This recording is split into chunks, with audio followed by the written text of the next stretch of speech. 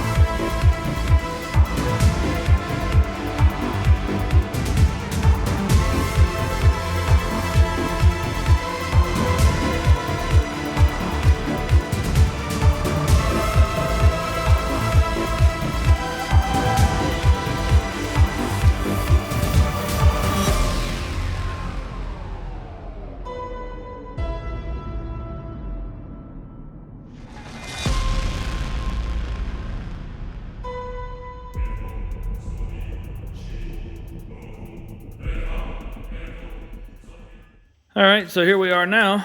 This is what we got. This is, I guess, the aftermath. So you can see what's left of the old axle still in there a little bit. Now, let me see if you can look in there. So what I'm gonna try to do is reach up in here with my plasma cutter as far as I can. I'm gonna cut that little chunk off there. Do the same, and cut that off in here. I'll clean all that crud out of the inside that blew out from when I was cutting it. Then I'm gonna go on, I'm gonna weld the inside up, as much of it as I can. Not because I really think that it needs it, but I can do it, so why would I not? So that's my next move here, so I'm gonna chop those off, and then we got a lot of welding to do. So, enough talking, time to get to it.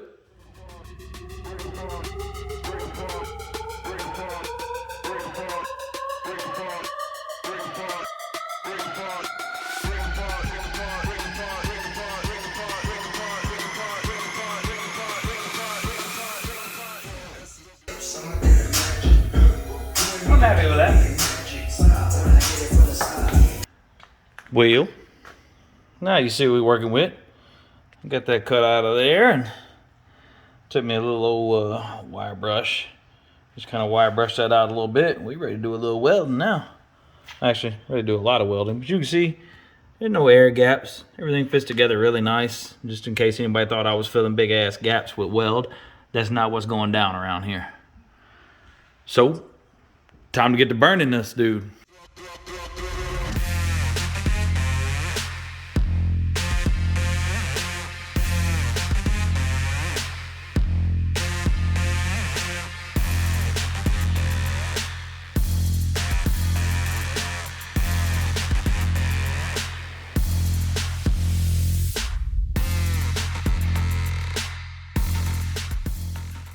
So, in case you question whether or not I could get penetration on that 1/2 inch metal, you see right there. Daddy got it hot. It's all burning down there. Kind of tough for me to see, but I got it all burned in good. So, next up, we got to cut us off a strip of that 1/2 inch plate. And, you know, we're going to go ahead and make that dude that goes right there, that filler plate, get that welded in. So, I'm going to get to cutting on that now. Alright, so for those of you that can't really figure out what I'm doing right here, my plasma cutter has the type of tip where you just drag it across the top of the piece of steel if it's clean enough that you can do it smoothly. So what I'm doing here is I'm lining up this piece of wood right here, and I'm kind of checking to the center of the tip of my plasma cutter so that I can just kind of hold it against this piece of wood and drag it along through there. That way I get a nice straight cut, because this is 1/2 inch thick material. You really don't want to be doing a whole lot of grinding on this stuff to try to make a line get where you need it to be.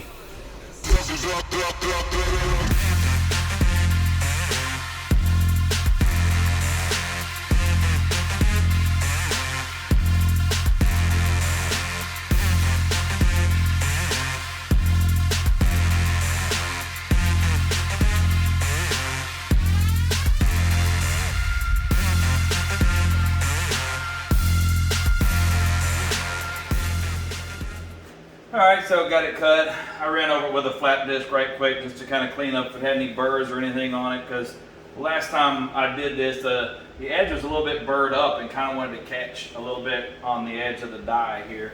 So you can see I did take a cutoff wheel and kind of scribe into it just a little bit where I want to bend it, just to kind of help it a little bit. If you remember last time, it didn't really like bending this 1/2 inch a whole lot. So I just cut a little scribe into it. Hopefully it'll help it out, let it kind of bend it on. Basically, I'm going to put what's going to be on the inside of the notch. I put the scribe on the outside because I can weld back over that anyway, just to make sure if there is any, any strength loss there, I can kind of burn it all together. So hopefully it'll bend up real nice. We can get this where it'll set in there.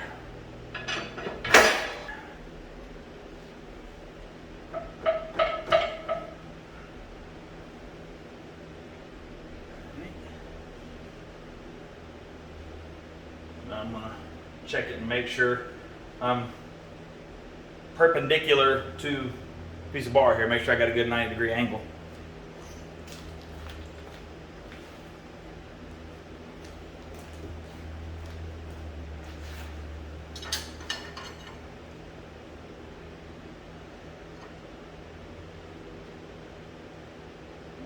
Not bad. Not bad at all.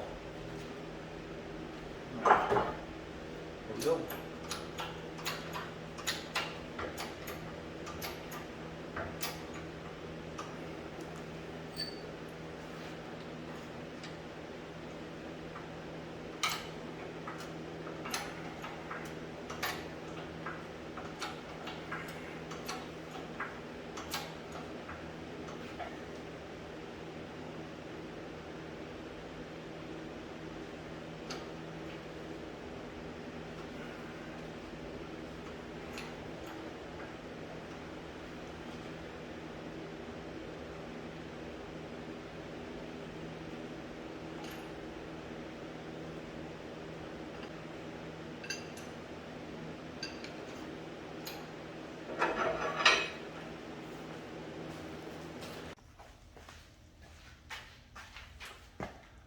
Well, that didn't really go as planned.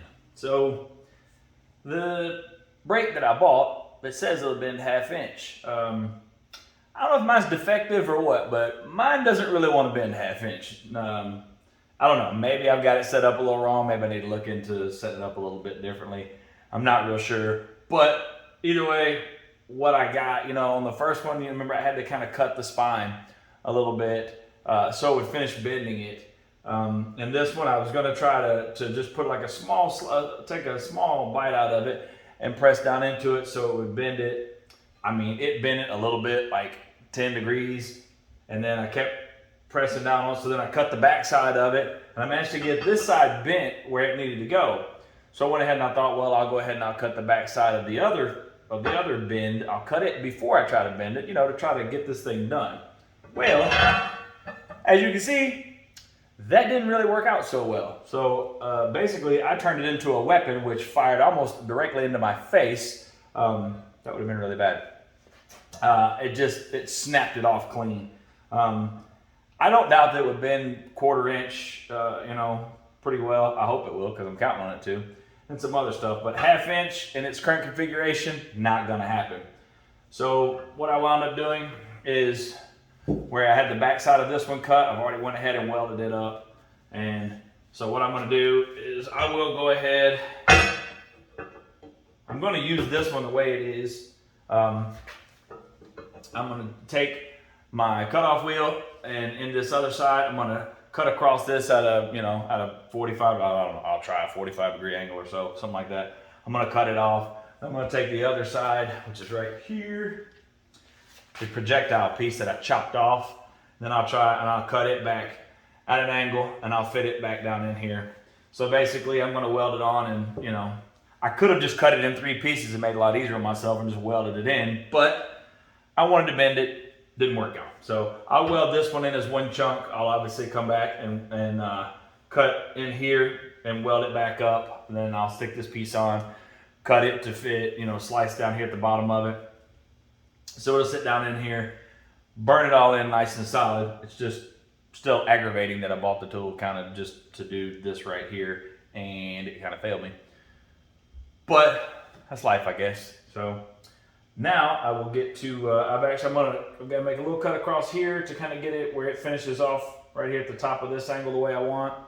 I'm gonna make that cut, then I'll set this thing up here, tack it in place. Actually, I'm gonna go ahead and make the first cut here. So I'm gonna cut here, I'll mark this and cut here. Then I'll sit this up here, tack it in place, take a look at it, and then get it ready to final weld. And I'll get this one fitted, get it cut, and I'll set in place, get it tacked in place. Then we'll come back before we final burn it in and show you how it all sits together.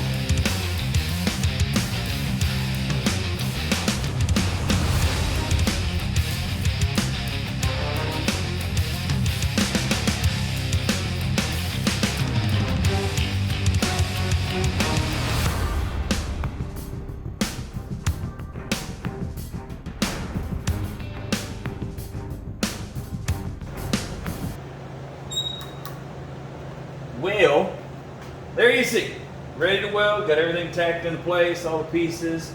Burn all this in up here, kind of fill this up. Got my nice V gouge cut right there so I can get down all the way in there and burn all day. I'll do the same on all of it. I'll lay a root pass and I'll come back over top of it and tie it all together. Same down here, I'll lay a root pass and tie them together, and I'll come back, tie each weld together. Gonna jump around on this, same as I did the other, that way the heat doesn't, it shouldn't move it anyway because it would have to bend all of this to do it, but better safe than sorry, right? So I'll probably weld, sections about this big at a time, I don't know, 4 inches maybe, like I'd like to try to do this one in 3 sections here, same here, 3 sections here, probably do this in 2 sections, each one of these. Once it gets hot, it's going to be hot. It ain't really going to matter. I can just keep spreading it around so it kind of cools somewhat evenly. That's my plan from there. So time to get to burning. Well, there you have it. There's the first part of the marathon. Everything's all welded and burned in now. You see that. I'm going to go ahead and go finish it off now, and I'm not going to make you watch. So when we come back, it'll be fully welded. I don't know, maybe ready to grind, maybe it's already ground off. You have to wait and see.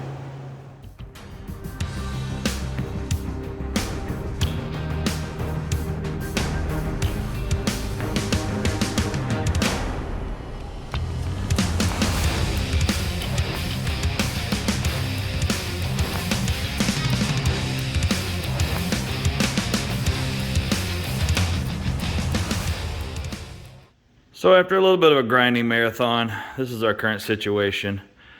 I don't get too awful carried away cleaning it all up. I try to knock the high spots off of it and just kind of smooth it out.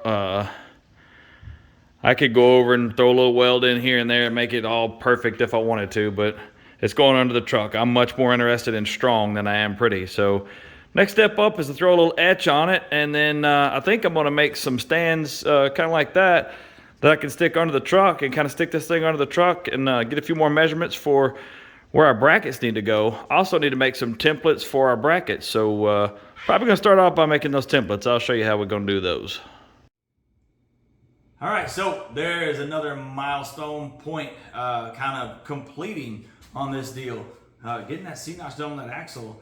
I really thought working with the 1/2 inch thick steel was gonna be kind of fun, because you can crank the welder up as high as you want. You really burn it in. You don't have to worry about burning through. After welding all that sheet metal for so long, it was nice to weld something heavy that I could just really kind of just really put it to it. But honestly, it leaves such a big gap unless you got like a damn 440 MIG or something running wire the size of your pinky. It's a lot of welding. It's a lot more than I really gave it credit for. It took a while to get it welded up the way that I wanted it, where I knew, it was all welded and solid and everything was filled in the way it was supposed to be and penetrated well. It took a lot longer than I thought. It took a lot more wire, it took a lot more gas, just everything. Honestly, I think I would rather work with 1/4 inch, 3/8. I mean, 3/8 is not so bad. I like working with 1/4 inch better, but half inch is what this part of the job called for, so half inch is what it got. So as always, thank you so much for watching.